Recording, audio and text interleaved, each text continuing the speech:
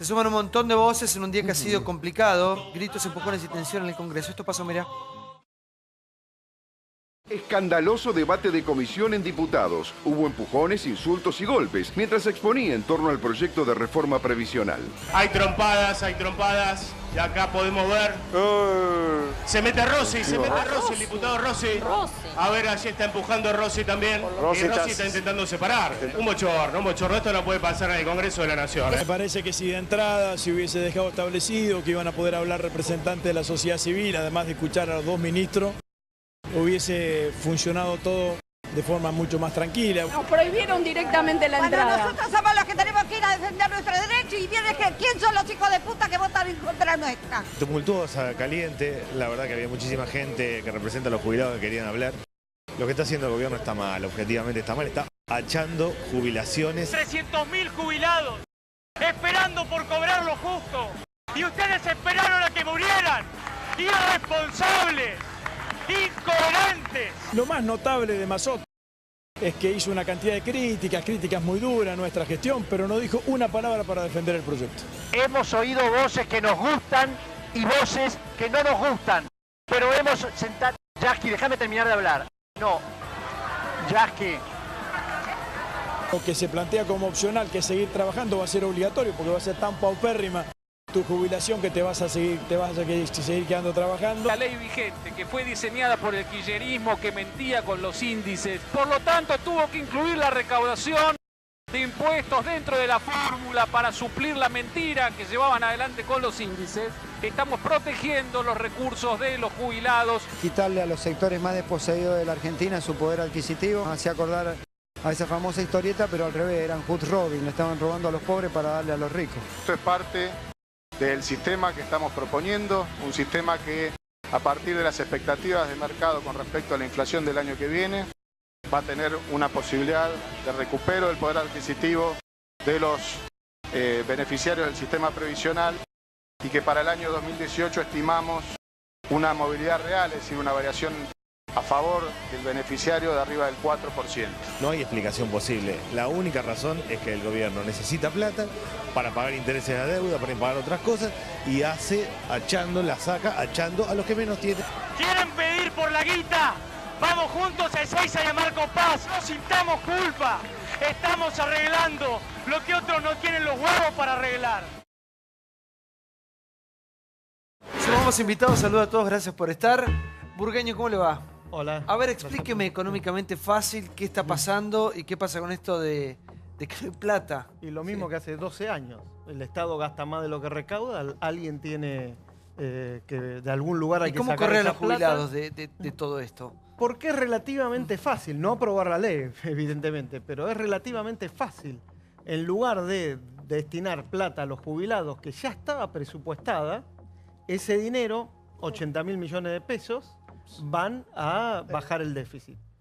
Es una cuestión de sumas y restas. Del Estado en la Argentina gasta mucho más de lo que recauda. O emitís plata, o tomás deuda, o bajás el gasto. Lamentablemente se tomó la decisión de empezar por los jubilados, o que la mayor parte de la plata la pongan otra vez los jubilados. O sea, en lugar de darle 80.000 millones de pesos el año que viene a los jubilados, esa plata, en teoría, se va a ahorrar. ¿Cómo le va? Bien, bien. ¿Y? Mira, yo digo que la historia vuelve a repetirse. En el 2001 hubo un ministro que duró 14 días, López Murphy, que hizo una reducción de los salarios y de las jubilaciones del 13%. Un rápido número. Año 2016, primer año de Mauricio Macri. Inflación 41, ajuste de las jubilaciones 31%, pérdida 10%. Año 2016, ajuste de las jubilaciones 28%, inflación 24%, va a cerrar este año, más 4%, o sea que estamos en menos 6%.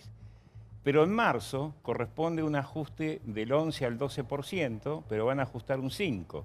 Si vos haces 7 más 6 te da 13. Mirá qué casualidad, la misma cifra. Estamos como en el 2001. Ajustemos a los jubilados, bajemos el 13% y con esto vamos a poder bajar los impuestos a las grandes empresas y pagar los intereses de la deuda. Miren, muchachos, en la economía es la teoría de que cuando alguien gana hay otro que pierde. Si el Estado gana 80.000 o 100.000 millones de pesos, los jubilados pierden entre 80 y 100.000 millones de pesos, que es el ajuste. Yo escucho cosas de gente que defiende la posición del gobierno que son increíbles. Hacen números, dicen, en el año 2018 vamos a recuperar tanto de las jubilaciones. ¿En qué quedamos? Porque en realidad el ajuste es retroactivo. Entonces, ellos parten de la base que la inflación del año que viene va a estar en el orden del 12%. Cuando la inflación va a volver a ser arriba del 20%. Este año pasó lo mismo. La inflación iba a estar entre el 12 y el 17. Hasta hace 2 meses decían eso. Va a estar entre el 24 y 25. Hacen números que después no se cumplen. Pero el pato de la boda ya sabemos quiénes son. Sí, yo siento que los viejos nuestros son los grandes jodidos por todos los gobiernos. Y hay, de verdad, muy pocos en Argentina, funcionarios, estoy hablando, exfuncionarios con autoridad moral para hablar de los viejos nuestros. El menemismo congeló la jubilación directamente por 10 años. Patricia Bullrich, cuando era ministra de la Alianza, bajó 13%. Cristina vetó el 82% móvil o usaba la plata del ANSES para 678 o apelaba los juicios. Este gobierno toca la fórmula de movilidad para abajo. Yo miraba la canasta, vamos al jubilado que está mirando, más allá de qué va a pasar el año que viene. La canasta básica del jubilado hoy, 17.000 pesos. 17.523 pesos para ser exactos. 3.700 en morfia, en alimento, en comida. 3.900 en medicamentos con descuentos, lo que planteaba Claudio. 4.600 en gastos vinculados a la vivienda y 1.800 pesos en higiene y limpieza. Quiere decir que hoy hay más del 70% de la masa jubilatoria sin poder cubrir las necesidades básicas de un jubilado que si no tiene un hijo, un hermano o alguien de la familia que le preste, está en el horno. Sí, Luis, buenas noches. Mira, en tren de recortes y de la Argentina absurda, yo desde que tengo uso razón, el jubilado siempre fue el más castigado. No puede hacer huelga, no tiene ningún derecho de defensa, se cambió el sistema, la FJP. Cuando el kirchnerismo se quedó sin caja, manoteó la plata de 6 millones de gente que no se quería jubilar por el Estado, porque vio cómo terminaba. Yo, por ejemplo, me decían, vos ganás 9.000, pero te vas a jubilar con 6 porque hay la topetitud que inventamos en Argentina, el tope, que no lo tiene Vudú, por ejemplo. Entonces me pasé a la FJP. En la FJP, después manoteó Kirchner cuando no tenía plata y le cargó 6 millones al Estado, más otros 6 millones para ganar las elecciones, que nunca habían hecho aportes, y encima tenía dentro de los trabajadores activos 40% en negro. Todo eso, una parte lo pagamos nosotros y la otra parte se lo quitamos a los jubilados. Y llegamos al absurdo de que ese gobierno puso un salario mínimo para los presos muchísimo más alto que lo que cobran los jubilados. Hoy en las cárceles, un preso gana 10.800 pesos y un jubilado con el aumento 7.000 pesos. Pero perdón, Esto Luis, es Argentina. Pero perdón, Luis, vos tenés un gobierno, porque yo comprendo que lo de atrás, la mayoría de las cosas yo estoy criticando también, fueron gravísimas. El gobierno actual, si quiere, ese sueldo que le paga a los jubilados lo saca en 2 minutos 20. Y sabés que también hay que hacer, hay que tener gestos.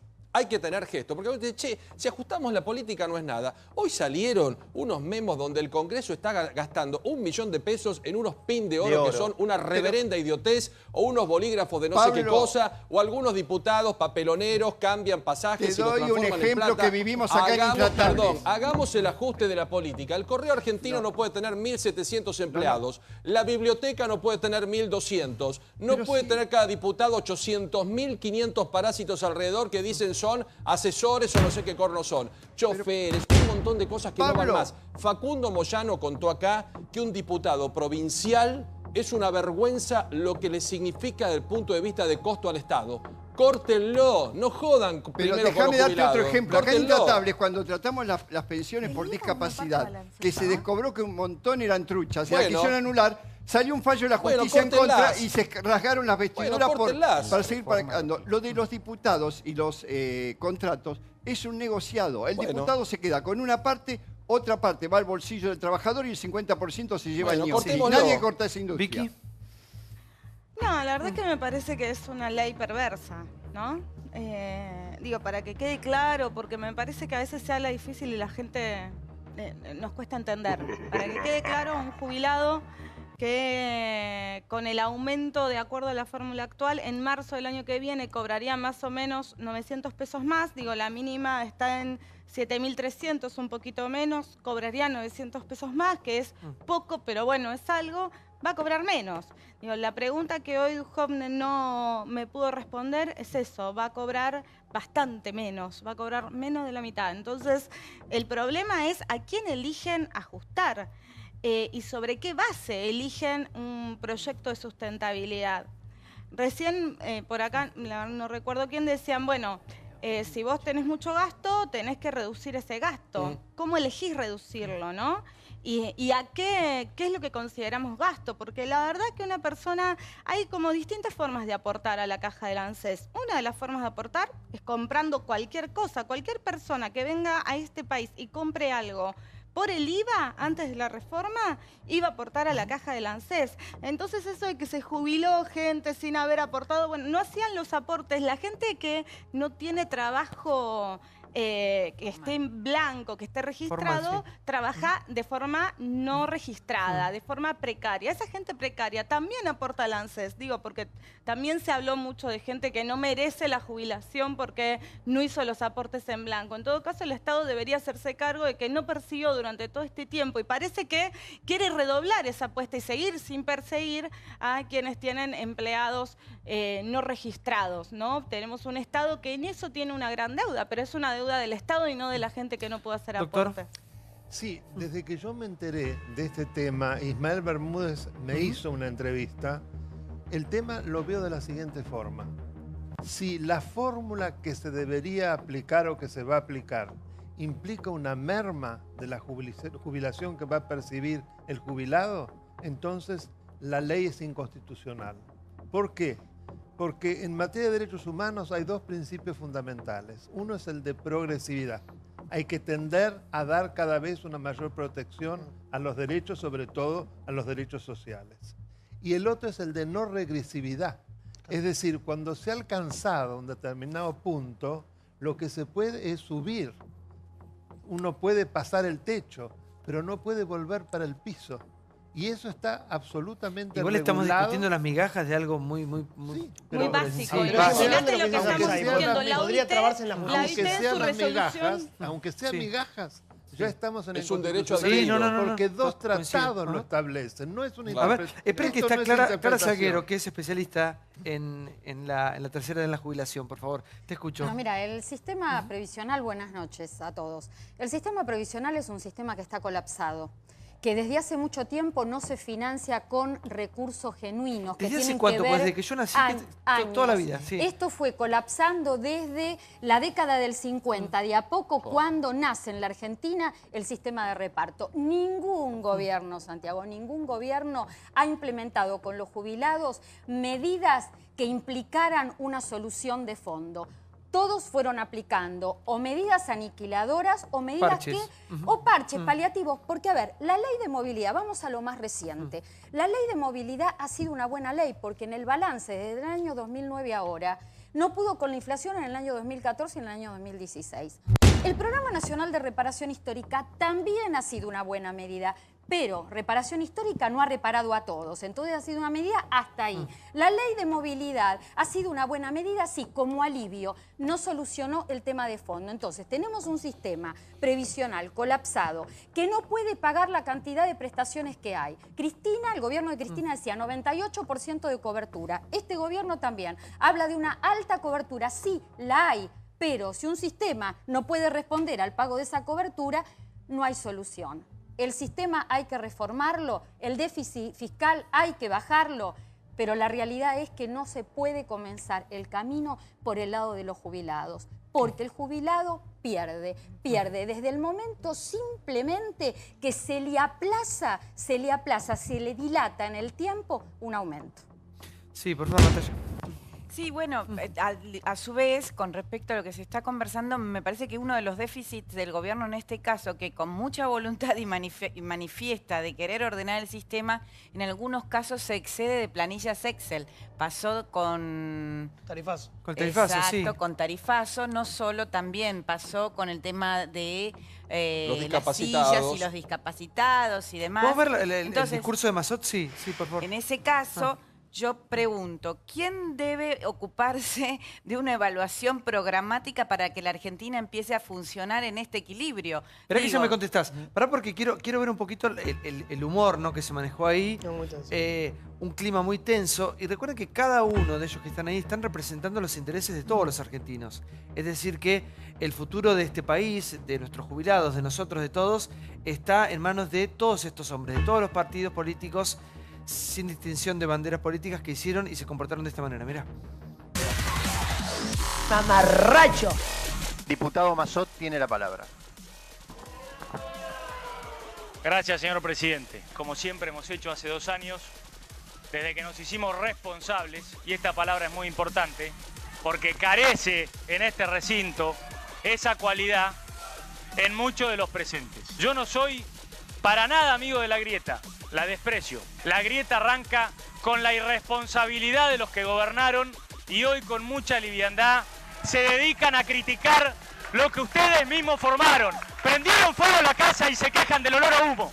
Sean un poco responsables y un poco coherentes. Los derechos adquiridos tienen que ser realidades posibles, no enunciados abstractos imposibles de cumplir. Cuando las jubilaciones se han pagado con una máquina de imprimir billetes o con una toma de deuda permanente, que no les tembló el pulso para pagar en efectivo al Fondo Monetario Internacional. ¿Dónde estaba la plata de los jubilados ahí? ¿Dónde estaba un ex director de ANSES en hacer un acuerdo espurio para quedarse con la Casa de la Moneda? ¿Dónde estaban los carteles Baradel?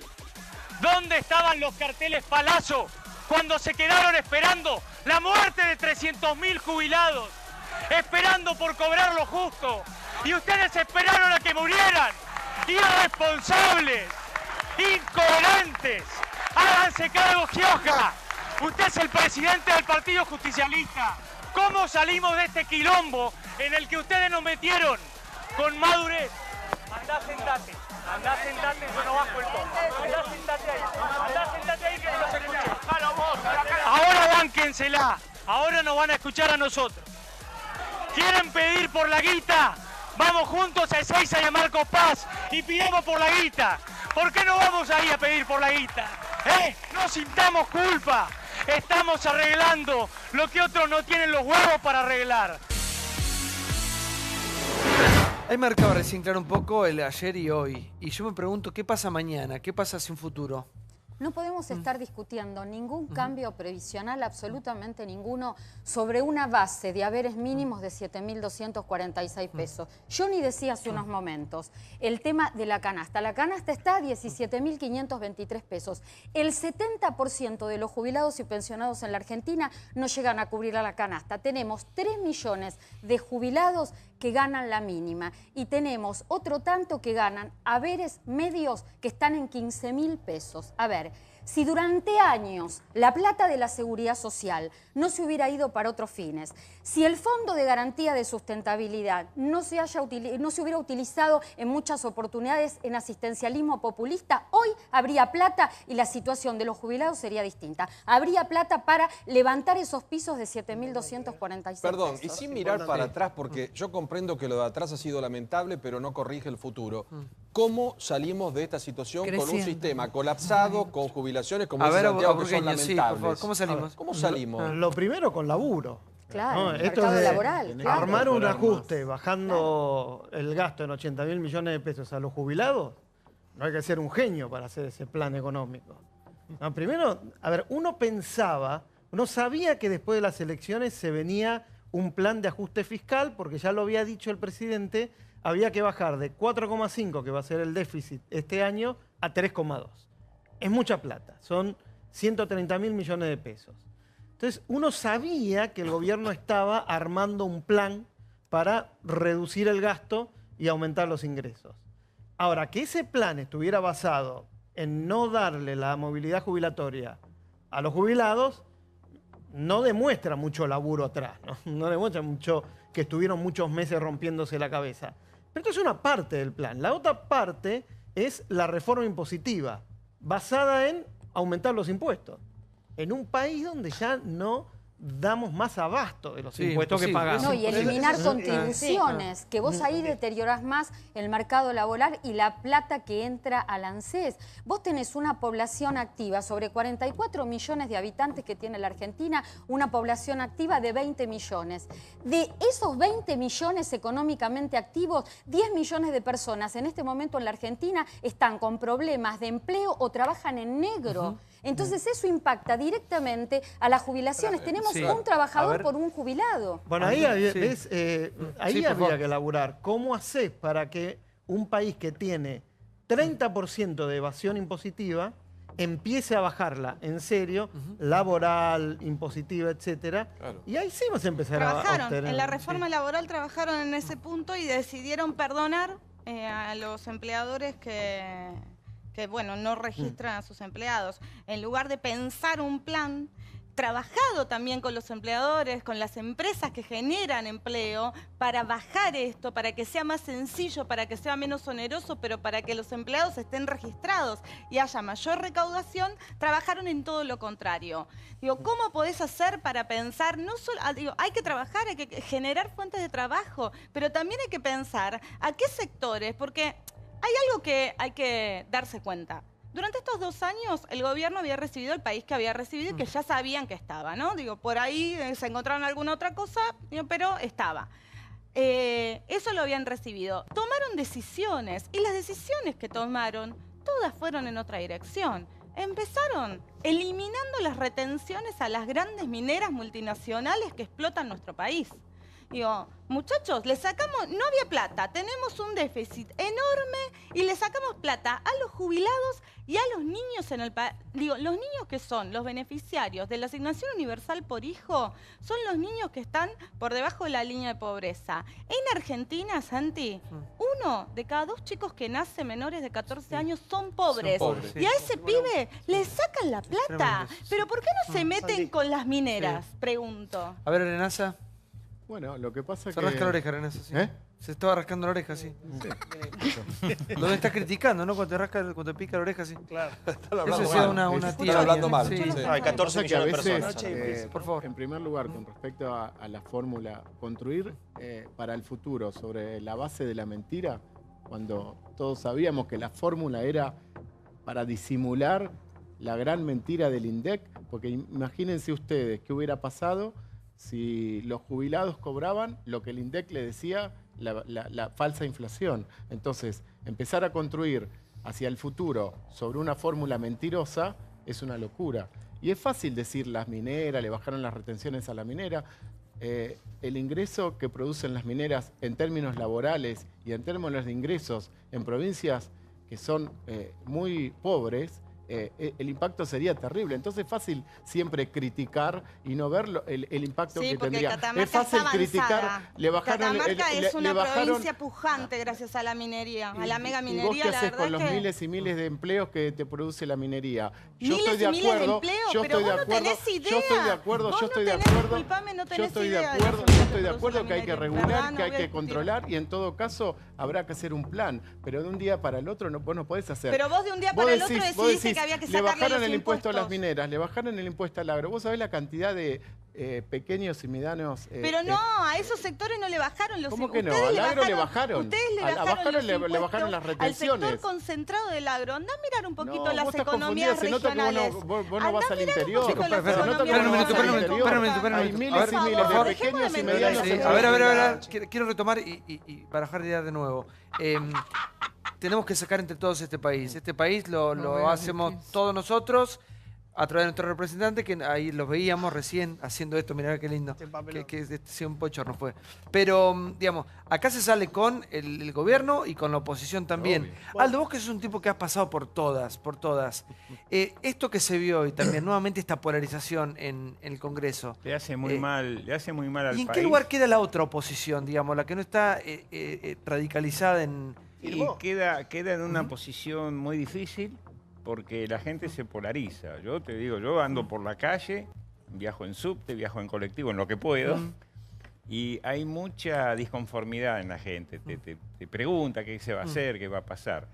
Hay un tema, ¿no? Porque yo veo que el gobierno instala discursos y después lo repiten todos como latiguillo. Yo acá escuché en este programa hace un ratito que el anterior gobierno le prendió fuego al sistema, ¿no? Y tal vez tenga razón, pero ellos le echaron nafta, porque están complicando aún más al sistema previsional. Vos fíjate una cosa, se aprobó el año pasado, ustedes recuerdan el blanqueo de capitales, que el gobierno festejó confundiendo a la gente pensando que era repatriación de capitales, era blanqueo, la guita no entró a la Argentina. No es como va a ser Trump en Estados Unidos que va a repatriar capitales. Acá lo que hicieron fue un grupo de ricos blanqueó, pagó un impuesto mínimo. Ese dinero, según el propio gobierno, era la reparación histórica de los jubilados y que iba a ser incorporado. Bueno, ¿y dónde está esa plata? ¿A dónde está? Ahora hay que sacarle, recaudaron 120.000 millones de pesos por esa plata, por la reparación, por el blanqueo. ¿Dónde está? Ahora hay que volver a sacarle 80, 100.000 millones de pesos más en el ajuste.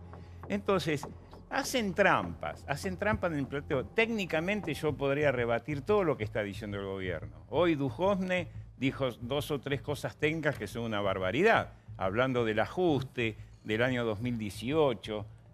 Yo algo sé de eso y te puedo asegurar que es muy cuestionable. Yo lo que les pido al conjunto de la gente, de los políticos, que reflexionemos y pensemos, ¿qué vamos a hacer? ¿Vamos a hacer un esfuerzo para pagar menos jubilación y más intereses por la deuda? ¿O vamos a tratar de pagar menos intereses y más jubilaciones? ¿Qué vamos a hacer? ¿Vamos a pagar más tarifas para que el menor déficit vaya a parar a bajar los impuestos de ganancias y los impuestos de los aportes patronales? La historia que Luisito recién planteaba de las AFJP, ¿por qué fracasaron las AFJP en el país? Hay un dato. El 3% era la comisión para las AFJP, que eran los bancos, pero no era el 3% de lo que recaudaban, era el 3% del sueldo. Entonces vos aportabas el 11% y el 3% lo llevaban los bancos en comisión de ganancia. Era insostenible. Pero no te la robaba el Estado. No te la robaba el Estado, esa es la diferencia. Sí, te la robaban los bancos. Yo prefiero que la robe el Estado. Te quedaba... No me vengas a correr con el tema. A ver, Luis. Yo recibía del AFJP, que tenía unas comisiones exageradas, pero recibía mi resumen todos los meses de qué invertían la plata y cuánto iba ganando. Es más, le gané un juicio al Estado que no lo cobré, porque cuando metieron mano... Le metieron mano a mis aportes voluntarios porque yo quería juzgar con algo más alto. Le gané el juicio en primera, segunda instancia, Corte Suprema y hace un año que no me lo pagan. Eso me robó. Luisito, yo quiero aclarar lo que él plantea. Las FJP manejadas por los bancos también le prestaban al Estado y también se prestaban entre ellos. Por ley se la tiene que prestar al Estado. Sí, también le prestaban al Estado y también se prestaban entre ellos, porque varios de esos bancos tenían el 25% de su capital con aportes de esa guita. Yo te lo reconozco, entonces, pero te quiero decir nunca te van a quitar tanto como el Estado. El único sistema sustentable es el de solidaridad. El Estado es insaciable. No es sustentable, de hecho. Pero filosóficamente... Fíjate, filosóficamente será lindo, pero el punto es, ¿cuándo alguna vez va a ser sustentable? El otro fue una estafa. Bueno, podemos ver las imágenes de lo que fueron los escándalos, disturbios de hoy después de la apertura de Macri hoy que abrió formalmente la Organización Mundial de Comercio. ¿Tenemos algunas imágenes o no? ¿Lo podemos ver? Vemos algunos disturbios. Esto pasó hoy a la tardecita. Ahora sí. Hace un ratito. Tuvimos de hoy a la tarde. Una marcha que nació en el Congreso. Congreso. Yo pasé por ahí, estuve en el Hilton y antes no cubrí lo del CCK exactamente, pero después era intransitable una parte. Yo te digo, la seguridad es para destacarla porque la consideré muy buena, en el sentido que trataron de cerrar y de que no ocurrieran hechos violentos, porque si no, esa gente se metía ahí y iba a ser todo peor. Igual vamos a contar un poco acerca de todo esto de la OMC. En cada lugar donde se lleva adelante siempre disturbios. ¿Qué pasó? Estos son grupos encapuchados que tenían piedras, facas, bombas molotov, te digo la información que estamos recibiendo ahora. Lo que hicieron fue romper vidrieras sobre la avenida Corrientes, incendiaron contenedores, tiraron piedras, tiraron botellas y agredieron también móviles de televisión. Hay 6 detenidos, acá me pasan ya algunos nombres: Egidio Contreras, Pablo Gutiérrez, Leonel. Son del Partido Revolucionario Marxista-Leninista. Y el reclamo también estaba encabezado por el MT. Se ríe. Aníbal Verón. No, pero y bueno, servicio, dice. son argentinos. Toda la tensión Puede ser. estaba en que los extranjeros iban a venir a causar tensión, hubo deportaciones y demás. Finalmente terminaron... Ahora, Carlos, ¿puedes explicar un poquito? ¿Es importante para la Argentina esto? No la movilización, lo digo ¿no? con respeto. Sí. Yo creo que si a todos los manifestantes le preguntamos exactamente ¿Qué qué es pasaba? la Nadie sabía OMC nada. y qué están discutiendo. No tienen ni idea. No tienen ni idea. Pero perdón, sumá un dato. No les Hoy en importa. esa marcha tan heterogénea que había, que partió del Congreso, estaba Pérez Esquivel y estaba la madre de Jones Guala reclamando por su libertad. Es decir, que estaba todo bastante mezclado, ¿no? Bastante mezclado. Es aprovechar la visibilidad también. Sí. Pero es el una tema organización muy técnica que lo que discute son las reglas del comercio internacional y en general hace 30 años que no se ponen de acuerdo. No, no es así. No es Carlos, así, no no es nació hace así. 30. El último acuerdo No es en serio así, que llegaron. No, imparten algunas políticas que hacen que en algún sentido el comercio vaya hacia un ordenamiento. Y se resuelven las disputas en los paneles o paneles, como se dice en inglés. Lo que discutieron ayer, Claro. lo que se discutió ayer es Estados Perdóname. Unidos que no quiere un acuerdo, que quiere más proteccionismo y China que quiere no más es libre así. comercio. Estados Unidos le molesta que le hagan juicios. Entonces lo que está haciendo es cuestionar el órgano judicial y bloquea el nombramiento de jueces. Pero atención, gracias a la OMC, el biodiesel que ahora está bloqueado en los Estados Unidos Se pudo entrar a destrabó Europa en porque le ganamos un España. A ver, juicio. por la ¿Te parece OMC, poco?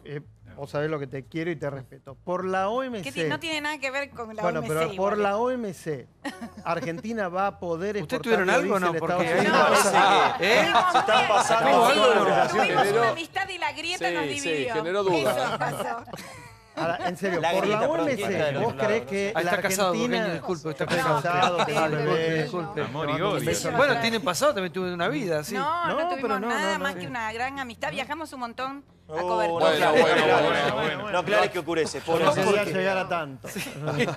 Viajamos Pero a ver, mucho. el problema es que Estados Unidos te puede trabar el biodiesel, como en su momento lo trabó Europa, y podés patalear 10 años seguidos en la OMC y vas a seguir sin poder exportar a Estados Unidos, salvo que el gobierno de Estados Unidos o el gobierno de España en su momento lo libere. Pero más allá de eso, es una cuestión técnica que Fue la va más Comisión allá de Europea. toda esta manifestación que hoy vivimos en Buenos Aires. Y de ya, si querés, un poco de futurismo. Ojo que en noviembre del año que viene el bardo va a ser en serio. Sí, pero falta mucho. Sí, sí. Con el G20, sí. Por favor, doctor. A mí me parece Tuvo que- la marcha usted, no. Pude liberarme y venir para acá. Sí. La ciudad fue un Una caos, experiencia, días sí, igual, terrible, sí. terrible. Ajá, intransitable, sí. Ahora, yo entiendo que había una razón de ser para que la ciudad fuera un caos. Era importante mantener la seguridad. Recordemos en Alemania lo que pasó. Sí, tremendo. Igual aún no terminó, Peor ¿eh? que esto, quemaron autos. En Hong es Kong decir, fue terrible, fue y allá la terrible. Así que en represión ese fue sentido, yo creo que la bravísima. seguridad marchó bastante bien. Sí. En cuanto al tema de buscar un apoyo en los grandes organismos internacionales para comercio y demás, me parece también una buena idea. Hay que ver los resultados. Creo que acá lo principal sería que el acuerdo Mercosur-Unión Europea finalmente se concrete. Al respecto, Porque- el gobierno es optimista de que cree que va a haber algún tipo de anuncio antes de que termine. Sin embargo, hoy fuentes de la Unión Europea decían que no creían que se vaya a firmar el famoso acuerdo, que es el inicio de empezar a implementarlo, no es que se firma el acuerdo y todo funciona. Yo creo que lo que se ha hecho es un avance político, tanto la Unión Europea como el Mercosur, porque antes estábamos divididos con el Mercosur, también Brasil y Argentina no estaban tan de acuerdo, están con la voluntad de llegar a firmar ese ¿Es acuerdo. bueno eso? Pregunta Claro, de ¿cómo burro. no va a ser ¿Es bueno? bueno? Sí, Ah. ¿Podemos obvio. ver las palabras del presidente de la Nación? Hoy Mauricio Macri abrió la OMC con guiños al mundo y algunas críticas también. Esto dijo, esto pasó. Lo vemos. Del hermetismo a la apertura comercial. Macri inauguró el Foro de Inversiones. El presidente habló en el auditorio del Centro Cultural Kirchner en el marco de una nueva jornada de la Organización Mundial de Comercio. Destacó el gradualismo y le tiró un palito al gobierno anterior. En nuestro país tenemos muchos desafíos por delante, pero con buenos socios va a ser mucho más fácil encontrar el camino para enfrentarlos. Desafíos que siento que compartimos con la región y con el resto del mundo. Reducir la pobreza, generar más y mejores oportunidades a lo largo y a lo ancho del país y fomentar fomentar el empleo formal. Durante estos días nos reunimos para mejorar las reglas del comercio internacional y para asegurarnos de que fomenten el desarrollo sostenible y sobre todo que promuevan el bienestar de las personas, la paz y que contribuyan a reducir la pobreza, que es el principal objetivo de mi gobierno. Lo que buscamos es un círculo virtuoso, que se pone en funcionamiento cuando eliminamos los obstáculos al comercio y ampliamos las fronteras. Sabemos de los reparos que puede generar la apertura comercial. Venimos de un país que ha estado aislado por muchas décadas. Por eso elegimos el camino del gradualismo, con el diálogo como método, para reformar todo lo que se pueda mejorar. Los gobiernos no podemos hacerlo solos. Es muy importante el diálogo público-privado que se va a llevar a lo largo de este foro. Tenemos que seguir trabajando para que las mujeres puedan acceder a las mismas oportunidades que los hombres. No hay crecimiento posible si no se incluye a la mitad de la población. Por favor, Claudio, a ver. Saboya. Lo escuchaba recién el presidente. Hay una visión ideológica y política clarísima. Con apertura vamos a bajar los problemas que discutíamos recién, los jubilados, la pobreza, la informalidad. Ahora, hoy es una apuesta. Lo que sabemos hasta ahora es que estar aislados, estar cerrados y estar lejos no resultó. Ahora, en los términos que se están discutiendo son en qué vamos a ganar nosotros, qué vamos a poner y dónde están los riesgos. Hubo discusiones previas a este encuentro. Por ejemplo, en Bruselas hubo reuniones la semana pasada que no trascendieron mucho respecto a las pequeñas y medianas empresas, cómo iban a insertarse el tema de las compras gubernamentales, digamos, qué acceso van a tener empresas, en este caso europeas, a las licitaciones públicas. Hay un montón de letra chica que es muy difícil discutir acá, que está en el centro de la ganancia o la pérdida que puede tener la Argentina con esto, más allá de la señal política, que es la que dijo el presidente y lo que vimos hoy. Viene el mundo, no se escucha, hay un acuerdo en puerta. Me parece que tenemos que tener la sintonía fina prendida, la radio en la oreja, porque cualquier cosa que se corra para un costado o para el otro, a un país vulnerable como el nuestro, de mediano porte y con muchos problemas y con un endeudamiento grande, nos puede sacar del mapa. Sí, a ver, Aldo.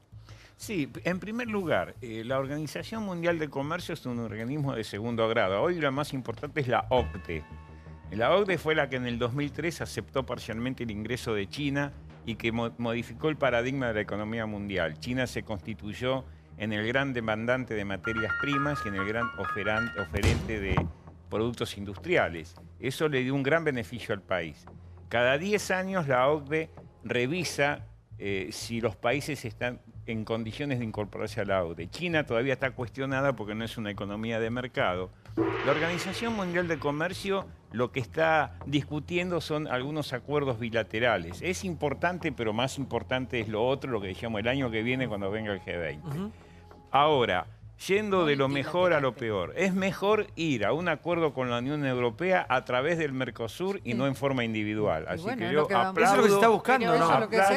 Aplaudo esta posibilidad de que a través del Mercosur tratemos de hacer alguna acuerdo con Europa. Ahora, ojo qué tipo de acuerdo vamos a hacer, porque Europa es una economía semicerrada, en su mayoría, y, por ejemplo, subsidia la producción agrícola. Claro. Entonces, Bueno, ¿cómo vamos a hacer para competir? No, Sí, no, justamente. Por eso llevamos 10 años de pelea, porque el punto es que Mercosur, Brasil, Argentina, pide absolutamente... Y vos decís que las discusiones están avanzadas como están para bastante aceptar, avanzadas porque recordemos que la situación de Europa, que la situación de Europa también cambió. Entonces, por eso están avanzadas. No dije que se va a firmar. A ver si usted sabe algo. Igual, Victoria, esto lo tiene que aprobar el Congreso. Claro. Lo van a vas a ver la letra, si está o no los productos agrícolas, sobre todo soja, maíz, carne, etcétera. No, yo creo que si no está eso, no tiene sentido. A ver, Arenaza, ¿usted tiene un dato? Carne, no soja. A ver, el proteccionismo europeo, a partir de una cantidad de medidas, el problema más grande que tenemos es realmente exportar cereales. Ese es el problema. Sí. Entonces, si no avanza eso, sería un acuerdo absurdo. Pero lo que se sabe y lo que se está negociando y toda la diplomacia argentina está trabajando en Europa es justamente eso. Cómo los cereales, que nosotros somos altamente productivos, y todo el aparato agroindustrial que tenemos, pueda exportar a Europa sin... pero Arenaza, yo digo, está muy bien y ojalá, como dice Pinanelli, salga el tratado con la Unión Europea. Vos vas a los datos de las inversiones. netas. Hoy pedía la información, pues sabía que vamos a hablar de esto, a la Agencia Nacional de Inversiones y Comercio Internacional. Hasta ahora se anunciaron inversiones por 79.200 millones de dólares. Solo se concretó la mitad. Lo que te estoy dando son datos oficiales, ¿sí? Se concretaron inversiones por 6.100 millones de dólares, que es el 7%, y en proceso, que decir que todavía no llegaron, 34.200 millones de dólares, que es el 43%. Son 700 proyectos, YPF, Pampa Energía, Pan American Energy, Telecom, Tecpetrol, Total, Edenor, mucho de afuera, Pero, mucho Johnny, mezclado. Johnny, pero digo, las inversiones, la lluvia de con estas inversiones. manifestaciones tampoco van a firma de tratados. Bueno, pero estoy diciendo que ojalá salga. No, pero está bien, pero No. yo lo que digo es, a partir de la firma de tratados, de lograr que tu país y la región, porque es importante trabajar en la región, sí. eso trae inversiones, pero a partir de la firma de este tipo de tratados y del avance. Irán y Venezuela no es el camino, yo lo tengo clarísimo. No, pero lo que yo digo que sé. hasta ahora, A ver, pero lo que yo no- ustedes yo no digo que- prometieron, no llegó. pero lo que yo digo es que a partir del avance del tratado de un bloque como el Mercosur con Europa, eso te trae inversiones. No Sí, a estoy ver, diciendo doctor. que vinieron Sí, muchas. Es lo que decía antes, que evidentemente la posibilidad de insertarse en el mundo, pero a partir de tratados entre bloques, y que lleve inversiones, nadie puede estar en contra. Hay que mirar la letra chica y hay que ver realmente si se concreta todo lo que esa letra chica promete. Pero la posibilidad de que se negocie, que se siga adelante, yo creo que es excelente. Igual Yo esto creo es que en comercio, definitiva lo no que tenemos que hacer es inversiones, lo que se pensar hacia adelante, ¿no? Necesitamos salir todo el tiempo de esta trampa y ver cómo, de alguna manera u otra, mira, todos los temas que estuvimos tratando hoy tienen un denominador común, que es cómo se genera empleo. Empleo genuino, digamos. Bueno, así. Todo ahí. Sí. Integrándose, exportando, ampliando mercados, no vendiéndole solo a los mismos mercados de falta? siempre. Y defendiendo soberanía. alguna Con vez fe, va a haber con que fe, con hacerlo. esperanza. Hay que seguir esperando. Ya seguimos con todos ustedes. Antes de eso, muchas gracias a todos los invitados por participar. Muchas gracias, gente conocida, gente querida, que viene siempre. Bueno, hay que dar una noticia de último momento. Seguramente va a ser el tema de debate de mañana. ¿Qué ha pasado con respecto al memorándum con Irán? Es muy fuerte la información de último momento porque Irán acaba de confirmar que hizo gestiones para hacer caer las alertas rojas. ¿Se acuerdan de la denuncia original de Nisman por la cual está con prisión domiciliaria Timerman, está detenido Delia? Lo que decía Nisman es, automáticamente, apenas se pone en vigencia el memorándum con Irán, caen las alertas rojas de Interpol, que es la detención inmediata de los acusados iraníes de volar la AMIA. Se acaba de conocer una carta en la que el gobierno iraní se la manda al canciller Fauri, al actual canciller argentino, admite el pedido que se hizo en conjunto a Interpol en 2013, después de la firma del memorándum, para que caigan las alertas. La carta se titula En el nombre de Dios. Y te leo lo más importante para hacerlo rápido. El punto crucial del escrito es cuando dice que después de la firma del memorándum, los entonces cancilleres de ambos países, Timerman y el canciller de Irán, cumpliendo el famoso artículo 7 del memorándum, solicitaron a Interpol, escucha bien, poner fin a las obligaciones de esa institución. Se está refiriendo a las alertas rojas de Interpol con respecto a la causa AMIA. ¿Qué era lo que buscaba desesperadamente Irán? Exactamente, ¿no? que es lo que decía Bonadío el otro día. Sí, sí. O Timerman miente o hizo el documento, el memorándum, en complicidad con los iraníes. Era lo que buscaba Irán y es lo que primero Timerman, primero el fiscal Nisman y después, ahora en manos del juez Bonadío y de los fiscales, dicen que el pacto con Irán fue un intento de encubrir a los autores del atentado a la AMIA.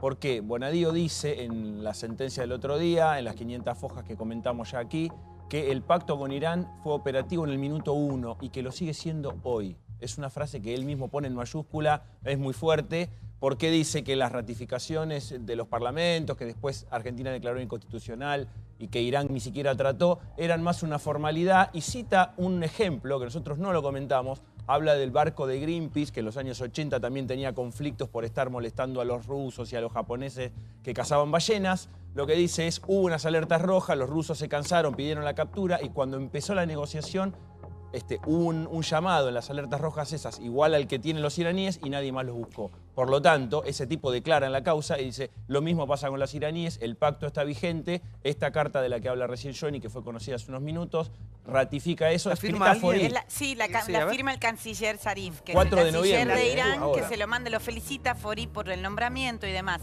Lo que pasa es que en realidad basta rascar en la historia, que desde que se firmó el memorándum de entendimiento el 27 de enero de 2013 hasta que fue muerto en manos de los iraníes que lo dejaron dormir, Irán siempre dijo lo mismo.